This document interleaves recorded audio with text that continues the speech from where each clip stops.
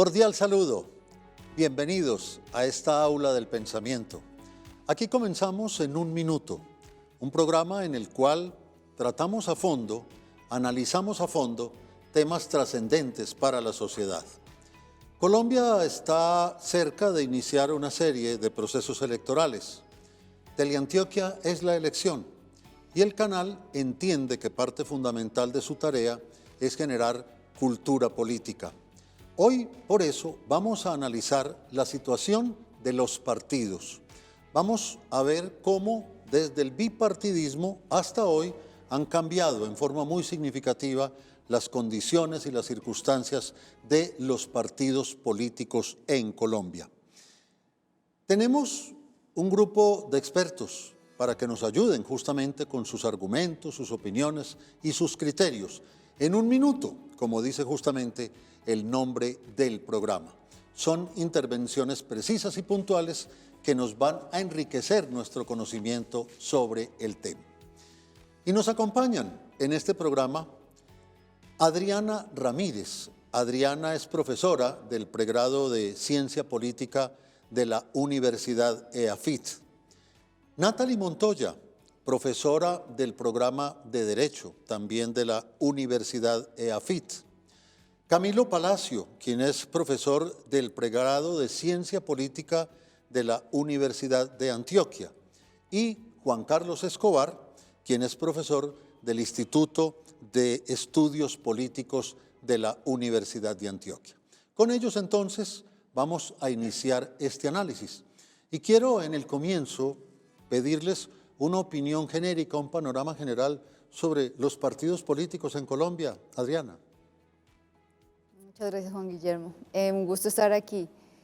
Creo que una de las cuestiones sobre las cuales se pone sobre la mesa en este momento sobre los partidos políticos es la vigencia que tiene todavía como una forma o una vía para tomar decisiones, para identificarse con propuestas, con cuestiones de cambio social. Y otra de las cosas sobre las cuales se pone sobre la mesa en este momento con los partidos políticos es la forma como están organizados, cómo están funcionando, que están planteando en clave de aquellos que quieren llegar a cargos de poder, si están planteándose como alternativas viables y como plataformas consolidadas y que sirvan de vías de acceso más rápido hacia la sociedad. Natalie. Juan Guillermo, muchas gracias por la invitación. No, con respecto a los partidos políticos, yo creo que esta época electoral lo que nos da es una oportunidad para volver a pensar en esos que llamamos los actores de la política o en los vasos comunicantes entre la sociedad civil y el Estado.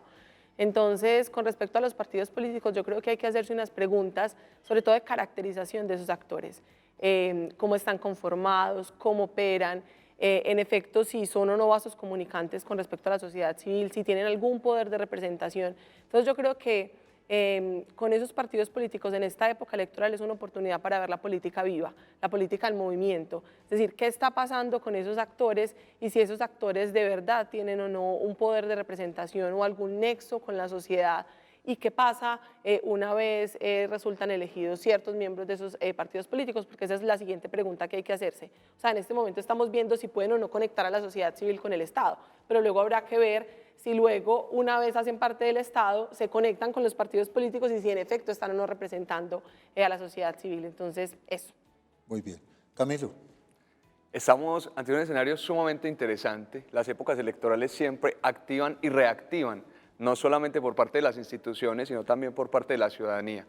Entonces es un escenario muy interesante, no solamente para ver el actor partidos políticos, sino para ver el ámbito en general en que se mueven.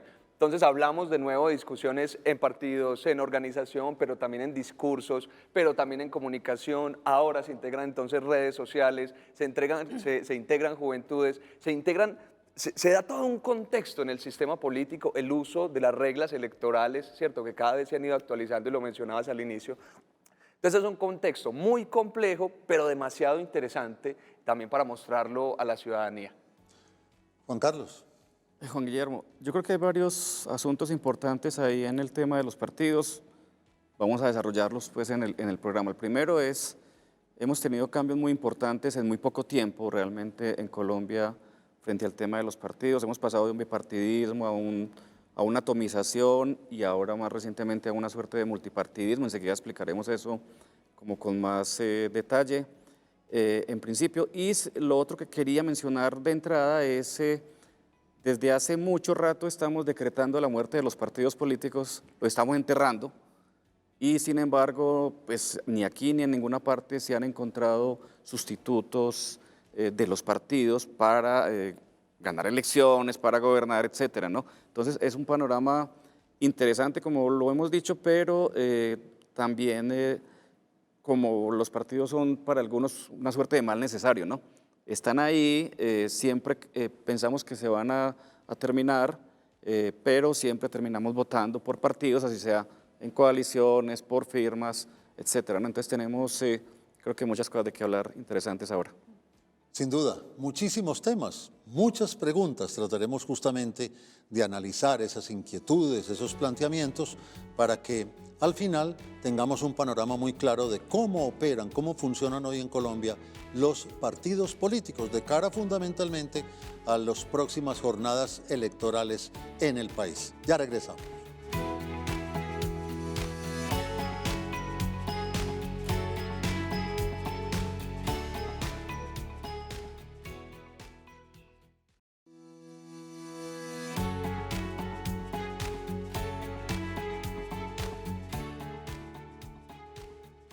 Continuamos desde esta imponente aula de pensamiento analizando el tema de los partidos políticos en Colombia. Vamos a hablar de causas, de consecuencias, de una serie de situaciones que se han presentado, pero digamos que para abrir el debate valdría la pena tocar si efectivamente, como muchos lo aseguran, hay crisis de los partidos. ¿Es una realidad? ¿Es un planteamiento del común? ¿Tiene fundamento? Adriana. Realmente de crisis de los partidos se viene hablando desde hace ya muchísimo tiempo. Comparto lo que señalaba Juan Carlos al principio. Prácticamente desde que se crearon hay una actitud negativa, hay una connotación negativa en el mismo término, y esto ha implicado desde los mismos procesos fundacionales en muchísimos países cierta reticencia que existiera. Empiezo por allí. Creo que la cuestión radica es en qué esperamos de los partidos. Al principio considerábamos, había una concepción de que los partidos políticos tenían que tener esa función de canalización de intereses desde la sociedad hacia los tomadores de decisión, y poco a poco eso ha ido transformándose por la aparición de diferentes factores, algunos de ellos principalmente los medios de comunicación. Entonces, en ese sentido, ahí creo que es uno de los alertas o atenciones a cómo se ha transformado una de las funciones de los partidos políticos. Muy bien. Más que crisis es transformación. Yo considero que sí. Natalie, ¿es así? Lo que pasa es que cuando uno habla de crisis, yo creo que la pregunta está viciada porque parte del presupuesto de que los partidos políticos deberían existir. Entonces, el asunto es cómo pensar esa existencia de los partidos políticos. Y ahorita cuando Juan Carlos decía que se han decretado muchas veces la muerte de los partidos políticos, pero no se han podido morir porque para participar en la política en términos, digamos, de requisitos legales, tiene que existir esa intermediación.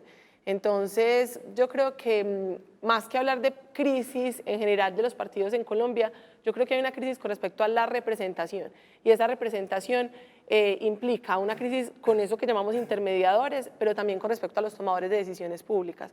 Entonces, hay una crisis de la política, y esa crisis de la política obviamente permea a esos que entendemos como intermediadores. La pregunta es si esos intermediadores son o no necesarios. Y esa crisis no solamente ocurre aquí y no solamente lleva ocurriendo muchos años. Yo creo que hay una transformación en general en el mundo y hay ciertas muestras de que algo importante está ocurriendo y que algo habremos de reconocer en la forma en la que regulamos la participación política. De lo cual hablaremos un poco más adelante, Juan Carlos. Juan Guillermo, yo añadiría dos cosas a lo que han dicho las compañeras que me parece muy importante. Una es, estamos hace mucho rato, lo decía Adriana, con discursos de crisis de los partidos, ¿no? Estamos repitiendo hace 30, 40 más años que los partidos están en crisis. Eso tiene como dos componentes importantes. Uno, hay un tema muy grande en el mundo, no solamente acá, de antipolítica, ¿no? Es decir, casi que de denuncia de la política, de los políticos, de la representación, ¿sí? Y de los partidos como tal, ¿no? De los partidos, sus funciones, su organización, su pretendida democracia, si es que se requiere, pues han sido puestos en cuestión hace mucho rato. Entonces, por un lado está el tema de la antipolítica y por el otro hay un antipartidismo muy fuerte también, hace mucho rato, sentimientos antipartidistas que hacen que se ponga también en cuestión esa función y ese papel de los partidos políticos. Camilo. Bueno, hay un elemento sumando pues a lo que decían las compañeras y el compañero, y es también el alejamiento por parte de la ciudadanía con respecto a los partidos, ¿cierto? Porque decir crisis de los partidos es endilgarle a ellos exclusivamente la responsabilidad de las dinámicas. Ahora, cada vez hay menos adhesión a los partidos, cada vez hay menos incluso interés por identificarse con algunos partidos y la ciudadanía termina expectante a lo que está en juego o a lo que los partidos terminen proponiéndoles. Unos partidos que además se reconocen como alejados de la sociedad. Entonces entra una dinámica al interior de los partidos desde su organización, desde cómo se estructura y cómo pueden cautivar o cómo tomar una posición alrededor de esa competencia misma, con una ciudadanía que está absurdamente alejada, sin ningún tipo de afiliación, sin ningún tipo de filiación, sin ninguna posibilidad incluso de construir una identidad. Y se empiezan a construir figuras, partidos, figuras no, personajes, candidatos por fuera o por dentro de los partidos, pero que son los que logran atrapar quizá algunas identificaciones con la ciudadanía. Uno podría hablar de la historia de los partidos y podría ir muchísimos años atrás, pero digamos que el fin del bipartidismo es, no cabe duda, un hito en esa historia y rompe de alguna manera toda la forma como venían trabajando los partidos. ¿Qué papel jugó el bipartidismo en Colombia, sobre todo desde el punto de vista de las implicaciones que ese bipartidismo tiene en lo que vino después? Yo creo que, Juan, si me permites, inicio. Por supuesto. Sí, tuvimos un bipartidismo un poco extraño también en el país porque, digamos, uno podría pensar como en momentos donde ese bipartidismo se convertía como en cierta hegemonía de los dos partidos, ¿no? Entonces, eso primero me parece importante mencionarlo. Sin embargo, hay quienes han sostenido la idea de que tenemos un bipartidismo han visto en ello dos subculturas necesarias, complementarias en el país que, sin embargo, tuvieron también muchos problemas, ¿no? Tantos problemas que se mataron por causas políticas a mitad del siglo pasado y durante casi todo el siglo XIX, ¿no? Entonces, hemos tenido unos partidos que hacia adentro posiblemente no están tan organizados ideológicamente, eso lo podemos discutir ahora, y sin embargo, hacia afuera parece que hay una suerte de mirar al otro, de nosotros, frente a ellos, que ha más o menos constituido la nación colombiana también. Yo creo que una de las cuestiones, creo, no sé, pero me surge a partir de lo que ha dicho Juan Carlos, y fue un bipartidismo impuesto, o sea, fue un acuerdo entre las dos fuerzas, no fue un bipartidismo que reflejara realmente lo que sucedía a nivel social. Entonces creo que el hecho de que institucionalmente el Frente Nacional dejara su validez institucional en términos formales, abrió las puertas para que realmente se abrieran los mecanismos para que realmente se diera lugar a una competencia abierta y en condiciones iguales y que todas las voces tuvieran oportunidad de hacerse oír en el momento de la competencia. Eso es una de las primeras cuestiones. Yo considero que uno de los elementos, y esto lo lanzo a manera de hipótesis, es que yo creo que una de las principales consecuencias del Frente Nacional fue en clave de no lograr desarrollar una capacidad de diálogo político. En términos de sociedad no desarrollamos la capacidad de dialogar y de poner las diferentes voces a conversar para lograr un acuerdo y no enfrentarnos a partir de la disputa, sino a partir del diálogo. Claro, y eso además se puede de alguna manera analizar. Se perdieron las fronteras entre los partidos, porque como no había una competencia entre partidos, era más una competencia incluso interna de cada partido, de alguna manera se borraron las ideologías, era muy difícil luego para el ciudadano saber cuál era la diferencia entre uno y otro. Pues hay varias dinámicas particularmente, Juan, porque bien lo mencionabas al principio y es que pensamos el bipartidismo como únicamente dos partidos, instituciones sumamente separadas, pero eso lo que logra es obviar la competencia incluso también violenta al interior de esos partidos. Entonces, surge una suerte de caudillismo, si se quiere, al interior de los partidos, que es lo que se intenta controlar también con la Constitución del 91, pero que vuelve y surge posteriormente en lo que reconoceremos después como Operación Avispa, y son las preocupaciones hoy también de cuánta cantidad de partidos existe. Entonces, una lucha interna muy fuerte entre los partidos que termina casi que resolviéndolo a partir de la burocracia. Claro, hay un periodo de violencia previo, la violencia no suele ser buena políticamente cuando se está en el gobierno, hay que controlarla y surgen entonces unas dinámicas propias que intentan controlar en principio ese fenómeno, pero que, como lo decía la profesora Adriana, terminan es por dar una apertura mucho más grande para ese sistema. Yo creo que en términos históricos hay que considerar dos variables. Yo creo que la primera variable, y es que más que un bipartidismo impuesto, lo que aparece como impuesto es la figura de ese mediador del partido político. Y ahí es donde se crean esos clivajes en donde la población civil se tiene que identificar con respecto a los conflictos sociales que aparecen en esa recién formada república con dos polos. Eso es una tradición muy clásica que pruebe que ni siquiera venga de nuestra propia tradición política. Entonces, cuando aparece esa identificación en dos polos y cuando eso se traduce en términos históricos en un conflicto armado interno y en un conflicto armado que tiene las características de una guerra civil, una guerra entre la población, cuando luego en el siglo XX aparece el Frente Nacional, hay una suerte de decepción de ese intermediario porque veníamos en una guerra civil en la que nos estábamos matando por esas diferenciaciones en lo político, en lo que tiene que ver con ciertas decisiones importantes, y en esa diferencia, entonces en esa desilusión política del Frente Nacional, donde son ellos los que están negociando y la población civil la que se está matando, la que queda excluida, y hay un bloqueo del sistema político, me parece que esa decepción política marca lo que viene de ahí en adelante en la historia colombiana con respecto a los partidos políticos y la participación política en general. Me parece interesante que cuando Natalie propone que ese momento histórico señala la aparición de clivajes, me distancio un poco al respecto, porque realmente nosotros nunca hemos tenido una presencia de divisiones sociales que se hayan politizado a través de los partidos. Considero más bien que lo que se presentó fue un fenómeno de sectarismo, donde usted estaba conmigo o contra mí, y ese fenómeno de sectarismo es el que no permitió lo que señalé hace un momento, no permitió ese espacio de diálogo, de escucharnos, sino simplemente eras parte del enemigo o estabas con mis amigos. Entonces, creo que en ese sentido, ese es uno de los principales pesos y es una de las principales características por las cuales los partidos al principio, o desde el principio, nunca se configuraron a partir de demandas sociales sentidas en la población y por tanto se desfiguraron ideológicamente. ¿Es así, Juan Carlos? A ver, yo quiero plantear como otro elemento de la discusión que me parece importante.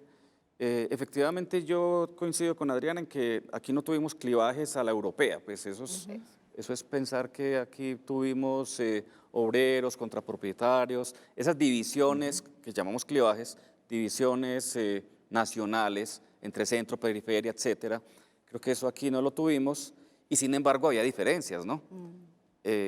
Francisco Gutiérrez Anín, en un texto que se llama La destrucción de una república, lo plantea y dice, bueno, como muchos antes habían dicho que los partidos eran lo mismo, siempre fueron lo mismo, entonces plantea, si fueron lo mismo toda la vida, ¿por qué se empezaron a matar entonces? ¿No?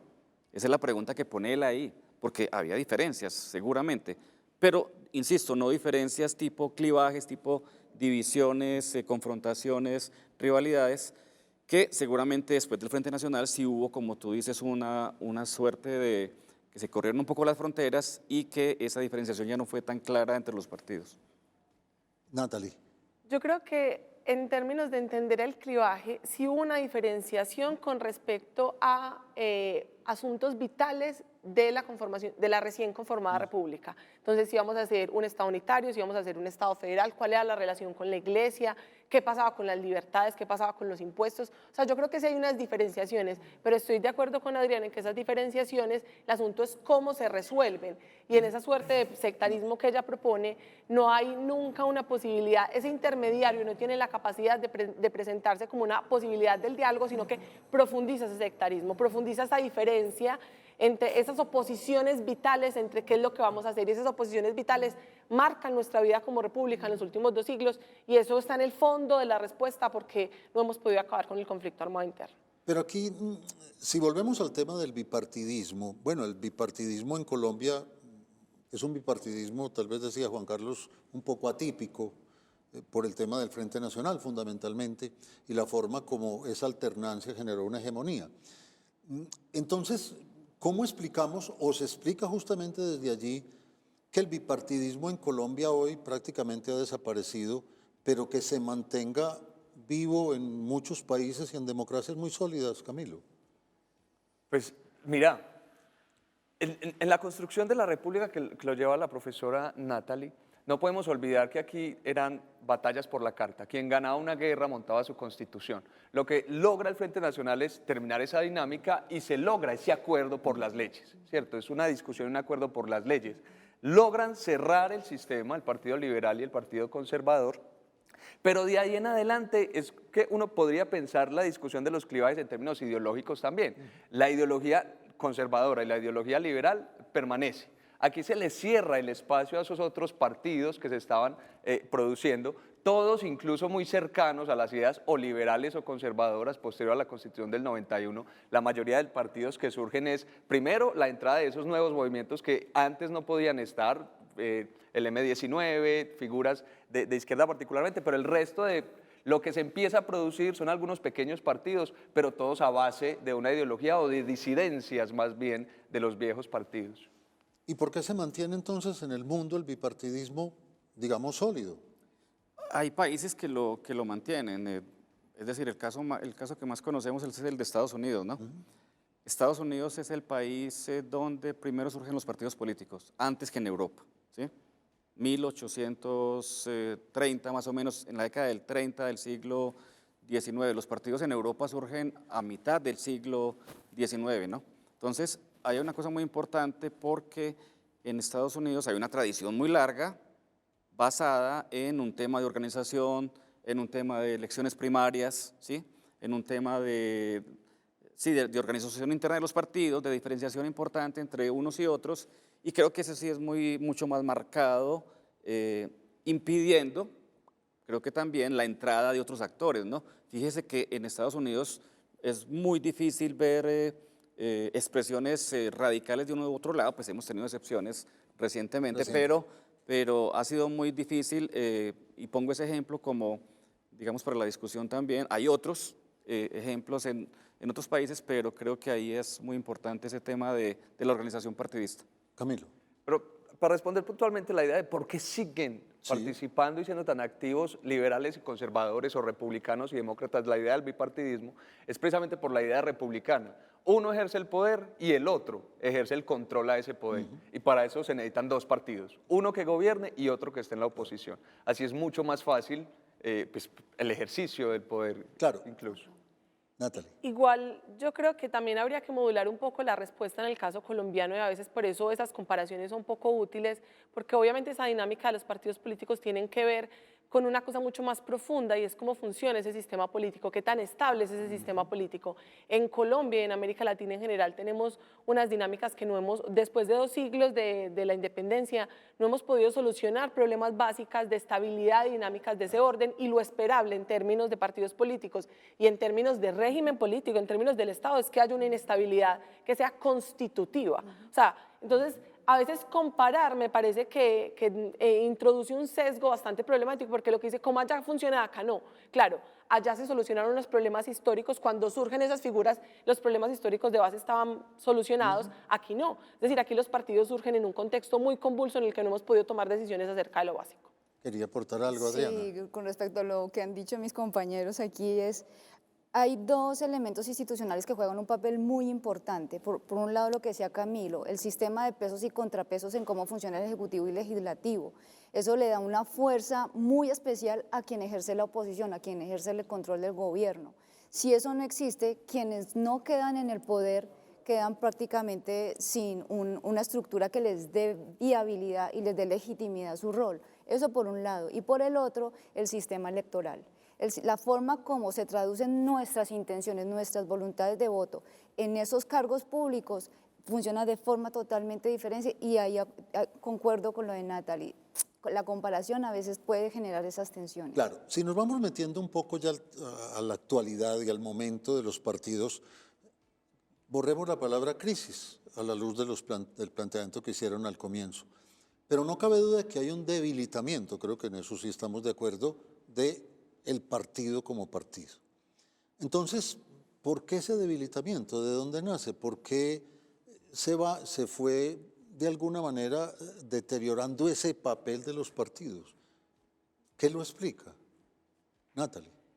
Yo creo que para hablar de debilitamiento hay que tener en consideración nuevamente como varios elementos que es importante resaltar. Uno, con respecto a lo que decía Adriana, y es que los partidos políticos desde el inicio en términos históricos no traducen demandas sociales, sino que están resolviendo necesidades vitales de la conformación de la República. Entonces, a medida que va pasando la historia, lo que pasa es que esos partidos se ven en la necesidad de ir recogiendo, pero de manera residual, lo que dice la sociedad civil. Entonces, ese debilitamiento tiene que ver con eso, es decir, su papel de intermediador no es capaz de recoger las demandas de la población civil. Uno, por ese lado. Y segundo, yo creo que también en términos históricos es muy importante considerar que el conflicto armado ha tenido un papel central en cómo se entienden esos partidos políticos y en la participación política.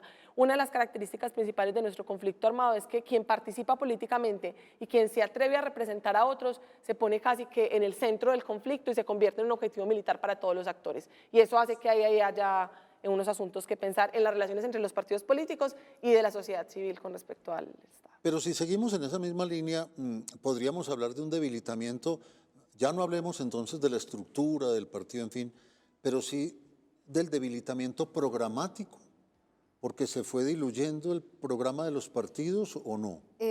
Yo consideraría, voy a retomar una idea que Natalie planteó desde el principio, porque se habla mucho sobre participación política.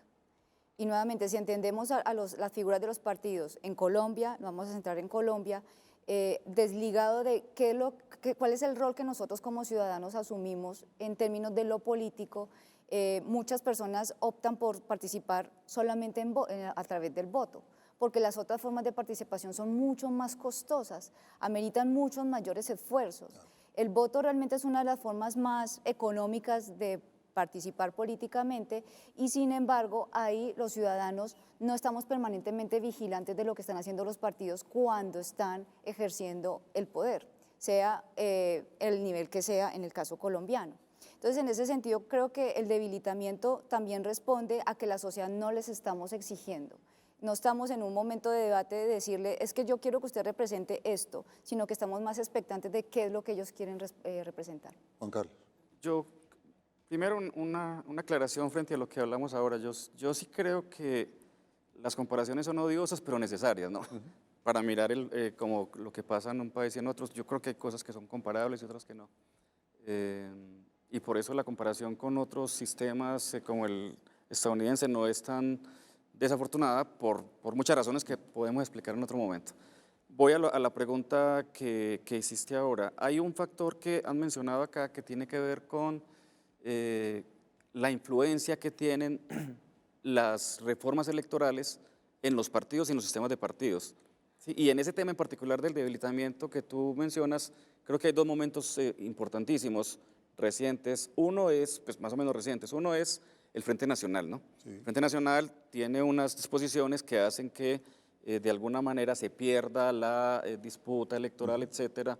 Y el otro es el tema de la reforma del año 91, que flexibiliza muchísimo digamos, las posibilidades de configurar un partido político, etcétera. Entonces, eso también tiene consecuencias sobre cualquiera podía conformar un partido político, ¿no? En Medellín, en la década del 90, casi que uno levantaba una piedra y salía un directorio político. Eso a la N se pudo, digamos, multiplicar esa existencia de partidos en el país y también de formas de... Yo no creo que haya 1000 formas de pensar, ni 100 formas de pensar como partidos había acá, pero sí como nombres, ¿no? Siglas de partidos que estaban por doquier.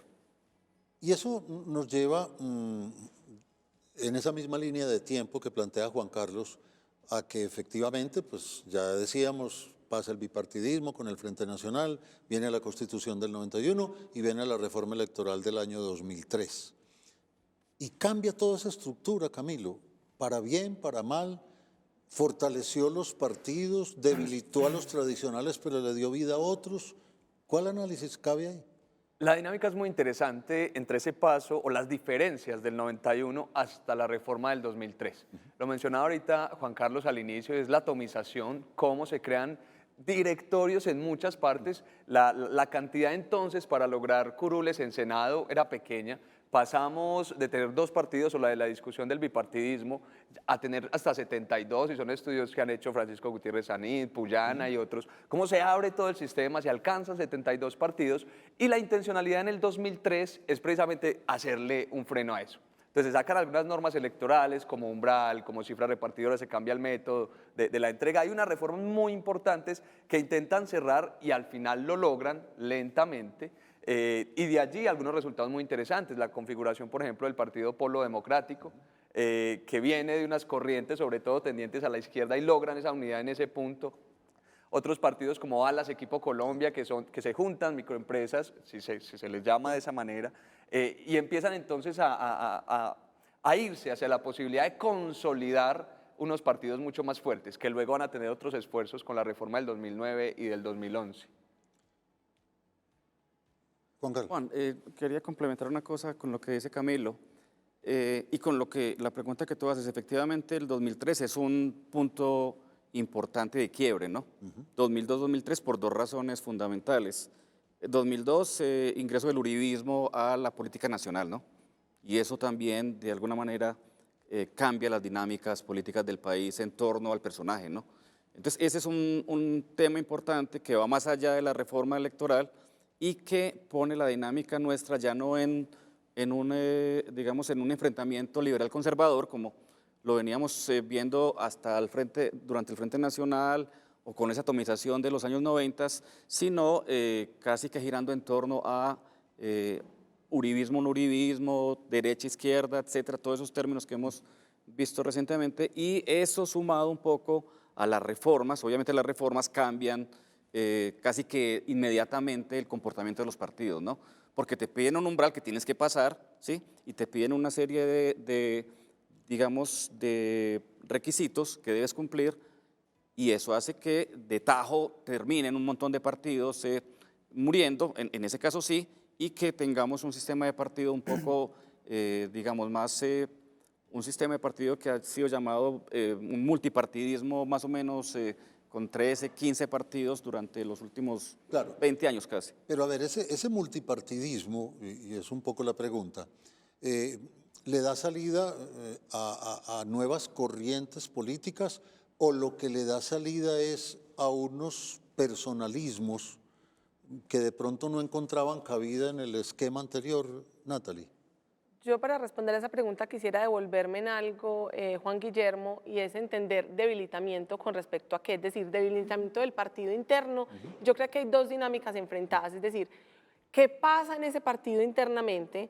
¿Cómo logramos consolidarlo como una unidad? ¿Y qué pasa en ese partido con respecto a la relación con la población civil o con la sociedad civil o con aquellos que desean participar? Yo creo que las reformas políticas se han concentrado bastante en las lógicas interpartido y han tendido a abandonar un poco, aunque claro, hay un reflejo de esas lógicas interpartido en cómo se relacionan con los electores. Y también lo decía Adriana con respecto a cómo participamos políticamente. Si solo es el voto, y ya hay algunos que lo han teorizado de esa manera, los partidos políticos terminan siendo empresas electorales. Es decir, se activan, se unen, miran cómo se financian, miran cómo consiguen votos en estos momentos específicos y luego desaparecen de la escena política. Entonces yo creo que hay un abandono en esa pregunta por el debilitamiento, ¿qué pasa con esos actores políticos? Un abandono de la relación de los partidos políticos con la sociedad civil, y hay se concentra en la dinámica del partido internamente, y eso termina siendo una regulación muy intensa de esas relaciones y termina generando unos efectos que yo no sé si queríamos o no queríamos. Adriana. Nuevamente, el asunto del debilitamiento, porque si concebimos que el sistema de partidos se fortaleció con la reforma, debido a que se disminuyó la cantidad de partidos que pueden llegar efectivamente al Congreso, diríamos, no se debilitaron, porque lo que se hizo fue fortalecer a los partidos y que los que empezaron a aparecer, aparecieran más, entre comillas, fuertes. Sin embargo, lo que empezamos nosotros a ver, y creo que es lo que estamos evidenciando hoy, y era el asunto de lo que usted mencionaba en la pregunta, o preguntaba anteriormente, y es el desfiguramiento ideológico. Cuando queremos que se fortalezcan partidos internamente, y entonces cuando todavía no hay claridad sobre los principios que quieren defender, y se persigue más el conseguir pasar el umbral, no importa quién llegue con tal de que nos permita pasar el umbral. Entonces, yo no sé qué tan bueno, qué tan malo fue esto habrá que someterlo a un análisis bastante profundo, pero la cuestión es que lo que estamos viviendo hoy es que tenemos partidos y escuchamos a ciertas figuras que no están representando supuestamente el ideario del partido, entonces es donde es la confusión de las personas, de todos los votantes. Entonces, no sé qué es debilitar, no sé qué es fortalecer un partido. Claro, sí, si quitamos la palabra crisis o la palabra debilitamiento, de todas maneras hay algo claro y es que de pronto en ese surgimiento de movimientos y de directorios, como decía Juan Carlos, empiezan a aparecer un montón de figuras que no quieren saber nada de los partidos tradicionales, que todo lo contrario, quieren esconder de alguna manera incluso su pasado en algunos de ellos. ¿Eso por qué? Entonces, ¿qué refleja esa situación? Si los partidos no se han debilitado, ¿por qué nadie quiere acercarse a ellos, Juan Carlos? Aunque esa no es una situación tan nueva, ¿no? Yo creo que cuando nosotros revisamos lo que pasó en los años 90 en una ciudad como estas, en Medellín, en Antioquia, uno ve que había una coalición que llamaba Antioquia Unida, ¿sí? Y Antioquia Unida era los conservadores más otros, ¿no? Algunos liberales, incluso gente de izquierda, pero ahí bajo un nombre que ocultaba el nombre del que ya no se podía hablar, ¿no? Es decir, ese ocultamiento del nombre es muy anterior a esto, sin embargo, obviamente esto que pasa ahora es en parte lo que tú dices de la aparición de figuras también. Hemos tenido un sistema también político muy, en muy buena parte también, muy guiado por los individuos, pues porque es un sistema presidencialista imperfecto también con sus problemas, y hemos tenido ahí una historia de caudillismos, pero también de personajes que quieren ser más que el partido y aparecer, digamos, en escena como tal. Adrián. Ahí hay una idea que está rondando desde hace algunos años respecto a la forma como se financian los partidos. Entonces creo que allí valdría la pena reflexionar acerca de cómo son los procesos de financiación interna y de qué tan costoso le resulta a un candidato, por ejemplo, cuando el partido se presenta con lista abierta, cuando se presenta esas disputas internas para tratar de conseguir el voto, porque si no consigo los suficientes votos. En cambio, cuando se compite a través de una lista cerrada, las dinámicas pueden ser diferentes. El asunto de la personalización, coincido con Juan Carlos, no es un tema nuevo, y creo que es un tema que está reflejando nuevamente lo que la sociedad está pidiendo. Algunos en su mayoría, algunos ciudadanos en su mayoría, piden a alguien que lo represente a partir de la forma como se comporta, a partir de cómo viste o su color de piel. Entonces, en ese sentido, creo que, mientras que otros sí pedimos, probablemente a partir de intereses. Entonces, creo que ahí hay unas personalidades que están reaccionando según lo que la sociedad está pidiendo en términos de representación política. Claro. ¿Y qué papel juega en todo este marco el tema de la posibilidad de inscribirse por firmas? Porque ese también, digamos que es un elemento que rompe por completo la estructura, digamos, tradicional de los partidos. Yo ahí puedo agregar dos asuntos particularmente con respecto al debate anterior que estábamos teniendo, la pregunta por las ideologías, y también estamos diciendo que hay una crisis de ideología. Yo creo que podríamos decir que también hay una transformación, porque hoy la ideología más que puede crisis, que no es sea, transformación. sí, puede que no sea la base de los partidos, pero sí es una herramienta y sumamente eficaz en la competencia. denunciar al otro o evidenciar cómo su ideología puede terminar llevándonos a un contexto diferente, o la defensa de yo tengo esto y me acusan de esto es por mi ideología y por lo que... Entonces, es una herramienta en principio, ¿cierto? Entonces, podemos bajarla de la discusión de la ideología como la base constitutiva de un partido y convertirla en una herramienta de competencia, primero. Y la segunda pregunta, Juan, que estábamos yendo ahí por los grupos significativos de ciudadanos, pues en principio y con la reforma del 2003 particularmente, las exigencias son altas, en términos reglamentarios, pero también económicos. La póliza no la paga cualquiera. Entonces esto también da posibilidad de que sea controlado por otros personajes, si se quiere, que se intentan quitar el lastre de los partidos o de los escándalos de los partidos, porque no es lo mismo un partido que otro, estar avalado por allí, pero no todos los partidos tienen tantos avales como quisieran. Entonces es un acomodamiento más o menos en donde no tengo tanto lastre con los partidos. Y segundo es la posibilidad de ubicarse en el espectro de la competencia en un lugar privilegiado para poder llamar partidos, ¿cierto? Entonces vemos como competidores se alejan de los partidos en principio para ocupar lugares más beneficiosos y poder integrarlos posteriormente. Natalie. Yo creo que en la dirección de Camilo también habría que pensar el tema de la personalización de la política y de las dinámicas de estos partidos en torno a la pregunta por la responsabilidad y por la responsabilidad con respecto a lo que llamamos crisis o a lo que en términos generales se llama crisis. Entonces, claro, hay una responsabilidad de la crisis que tiene que ver con los tomadores de decisiones públicas. Entonces, lo que hace el que se desvincula de los partidos políticos también está diciendo es yo no tengo nada que ver ahí. O sea, yo no tengo nada que ver con la crisis y yo soy la oportunidad de redirigir o de cambiar de opción o de emprender un nuevo camino. Entonces, a mí me parece importante pensar la personalización de la política en términos de responsabilidad y de ese juego de quién es la culpa de. Claro. Sí, entonces, si yo me puedo desvincular inicialmente, porque lo que ha mostrado la dinámica electoral reciente es que se desvinculan en términos de responsabilidad, pero luego saben que para llegar allá, por la regulación de los partidos políticos, finalmente van a tener que hacer algunos pactos con esas maquinarias electorales que les van a permitir acceder. Y ahí hay una pregunta fundamental por la ideología. Es cómo esas coaliciones o esa manera de llegar o de participar termina desdibujando y yo con qué es que estoy de acuerdo, yo a qué es que estoy representando, cuál era el cambio que yo te quería proponer y ahí bueno. Yo quiero de todas maneras puntualizar algo antes de ir a un corte y es que en esa misma línea de lo que plantea Natalie, hay un problema muy complicado porque algo que tú planteaste al comienzo de esa necesidad de que haya un poder y un contrapoder o un control del ejercicio del poder se diluye en esa atomización, ¿o no? Porque da la sensación de que no hay a quien pedirle cuentas. Ese es el principal de los riesgos, porque a la larga los partidos nos brindan un heurístico, un camino corto a través de identificar, ellos han estado en el poder, han hecho esto, por tanto, representan esto. Ellos representan esto otro, pero un grupo significativo de ciudadanos no sé qué representan, no sé cuáles son sus intereses, no sé qué demandas van a encarnar. Y entonces en ese sentido, cuando esto luego se configura agregando partidos, se diluye totalmente la responsabilidad. Y entonces el ciudadano en el momento del voto dice, ¿a quién castigo o a quién premio con mi voto? Porque todos estaban en la coalición, entonces ¿a quién premio o a quién castigo? Cuando en elecciones luego se separan.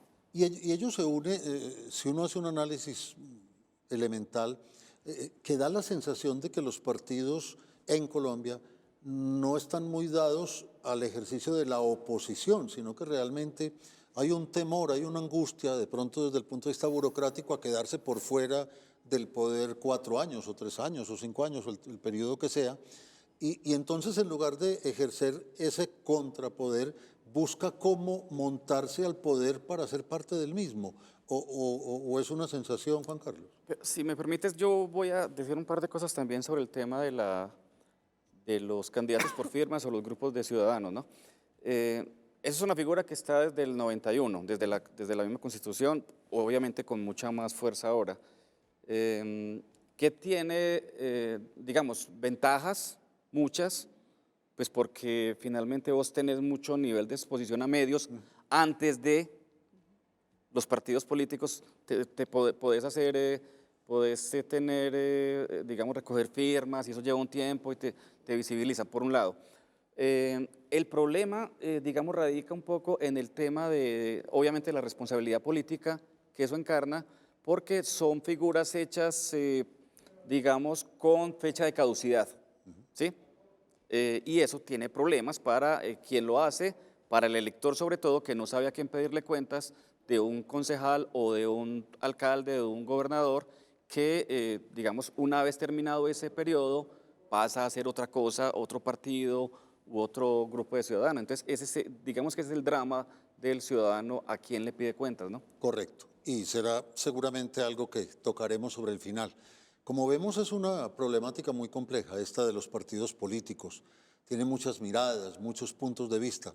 Queremos enriquecer el debate a través de los planteamientos aquí, en un minuto que retorna después de unos mensajes aquí en Teleantioquia.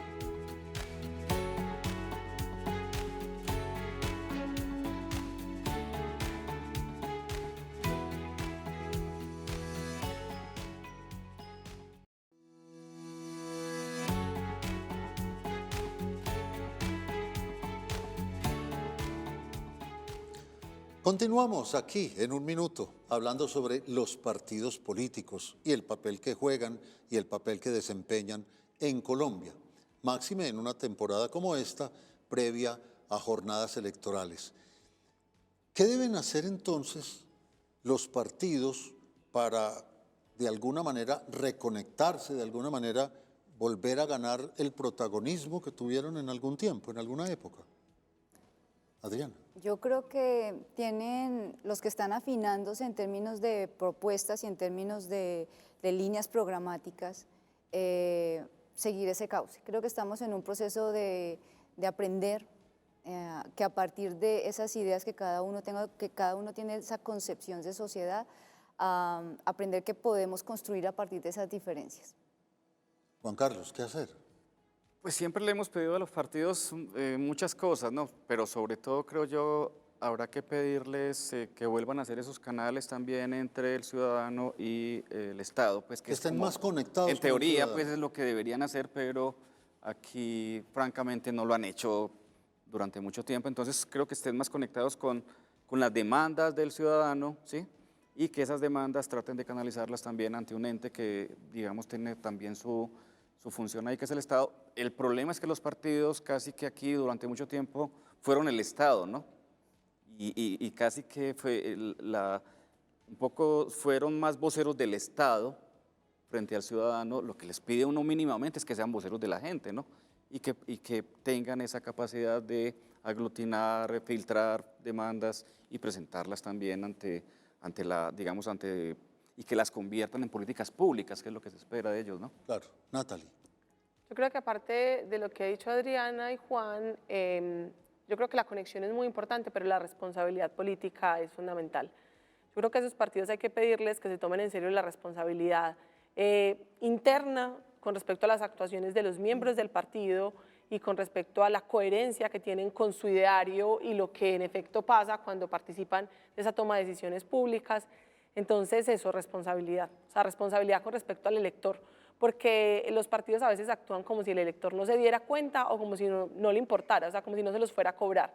Y eso no tiene que ver con que si el elector se los va a cobrar o no. Yo creo que hay un asunto de coherencia interna y externa que tenemos que pedirles y que ellos tienen que asumir seriamente.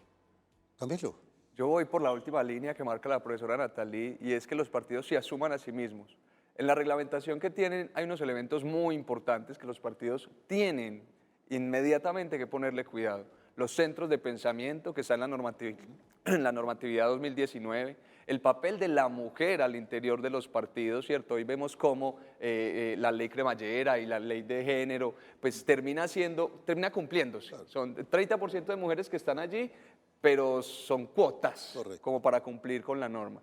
Ahora, también hay una responsabilidad ahí desde los centros de pensamiento, desde el papel de las mujeres, las juventudes, hay que fortalecerlas y hemos visto cómo la última elección de CMJ tuvo algún elemento muy relevante ahí en volver a aglomerar juventudes.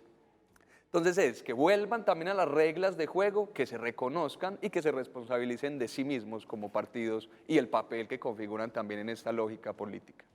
Y sería imposible no dejarle un mensaje al televidente, al ciudadano, porque el ciudadano también juega un papel en ese fortalecimiento de los partidos que de alguna manera también van a fortalecer la estructura del Estado colombiano. ¿Qué debe hacer? Y aquí me devuelvo a la inversa en la ronda. ¿Qué debe hacer el ciudadano o qué papel puede cumplir el ciudadano frente a los partidos políticos? Yo creo que el primer papel, y esto va a sonar muy romántico, pero es también pensarse a sí mismo. La ciudadanía, ¿cómo ve este país? ¿Qué es lo que quiere de este país? ¿Cuáles cree que son las apuestas importantes de este país? Como primer elemento, saber yo cómo me pienso también el país y la ciudad y el municipio y la lógica de la convivencia. Y segundo, exigir. Y tercero, participar de las exigencias que haga, ¿cierto? No solamente con el voto, la participación en el voto es muy importante y hay que aumentarla siempre. Los niveles de abstención electoral son altísimos en este país. Por medio del voto yo creo que se puede aumentar esa exigencia hacia los partidos porque van a estar aún más preocupados, pero también la necesidad de participar activamente en otras plataformas, al interior de los partidos y por fuera de ellos. Natalie. En la línea de Camilo creo que la invitación también es esa, es una invitación a reasumirse y a pensar su participación política más allá de los mecanismos formales de participación. Es decir, más allá de qué es lo que está esperando el Estado que yo haga como ciudadano, es cuáles son las vías que tengo como ciudadano para tener demandas políticas, para pensar qué necesita el país y qué necesito yo en relación con el país o con la comunidad en la que estoy, pero también no solo eso, sino qué puedo hacer yo para transitar como ciudadano más allá de la formalidad. Juan Carlos. Juan Guillermo, lo que pasa es que al ciudadano se la ponen muy difícil, ¿no? Porque tiene, no sé cuántos hay en ese momento, más de 30 candidatos a la presidencia, ¿sí? Y otros tantos al Senado, a la Cámara. Tiene un mundo muy grande, donde incluso las listas a Senado y Cámara, casi todas son, como decía Adriana ahora, con voto preferente, ¿sí? Entonces, el ciudadano no la tiene fácil, decirle al ciudadano, vea, lea los programas, es insensato, porque no tiene tiempo de hacerlo, y sin embargo yo reiteraría la necesidad, por una parte, de por lo menos enterarse básicamente de lo que quiere hacer, pero otra cosa que han dicho Camilo y la compañera es tener como la necesidad de hacerle seguimiento a lo que pase después de las elecciones, porque no puede ser que el ciudadano sea un ciudadano de cada 4 años, ¿no? Correcto. Y Adriana ha sido muy clara a lo largo del programa ya de decirnos que tenemos que asumir un papel protagónico frente a los partidos. Como ven, es un tema muy importante, muy amplio, un tema sobre el cual hay muchísimos puntos de vista. Esperamos haber aportado a la cultura política de los televidentes de Teleantioquia. Teleantioquia es la elección y queremos justamente sembrar esa cultura para que seamos mejores ciudadanos. Nos reencontramos en el próximo programa.